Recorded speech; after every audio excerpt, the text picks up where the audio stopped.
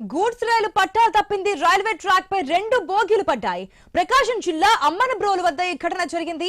ఈ మార్గంలో పలు రైళ్ల రాకపోకలకు అంతరాయం ఏర్పడింది. రైల్వే సిబ్బంది పునరుద్ధరణ పనులు చేపట్టింది. ట్రాక్ పై పడిన బోగీలను తొలగించారు. దీనికి సంబంధించిన అప్డేట్స్ మా ప్రతినిధి సుధాకర్ ద్వారా తెలుసుకుందాం. సుధాకర్, ప్రజెంట్ ఆ 2 బోగీలను తొలగించినట్టుగా తెలుస్తోంది. ఎందుకు ప్రమాదం జరిగింది, డీటెయిల్స్ ఏంటి? ఆశా, ఈ ప్రకాశం జిల్లా అమ్మనబ్రోలు వద్ద ఈ రోజు ఉదయం అయితే గూడ్స్ రైలు అయితే పట్టాలు తప్పింది. అయితే ఉదయం 8 గంటల సమయంలో విజయవాడ నుంచి నెల్లూరు వైపు వెళ్తున్న గూడ్స్ రైలు ఒకసారిగా అమ్మనబ్రోలు వద్ద వచ్చేసరికి వెనక వైపు ఉన్న 2 బోగీలు పట్టాలు తప్పి ట్రాకులపై పడ్డాయి. దీంతో 2 రైల్వే ట్రాకులపై పడటంతో ఈ మార్గంలో ప్రయాణించే రైళ్ల రాకపోకలు మాత్రం కొంత అంతరాయం ఏర్పడింది. అయితే గూడ్స్ రైలు రైల్వే ట్రాక్ పై పడటంతో రైల్వే సిబ్బంది కూడా వెంటనే స్పందించి ఏదైతే రైల్వే ట్రాక్ పనులు అయితే పునరుద్ధరించే పనులు చేపట్టారు. ప్రస్తుతం అయితే ఆ రైళ్లు అయితే యథావిధంగా కొనసాగుతున్నాయి.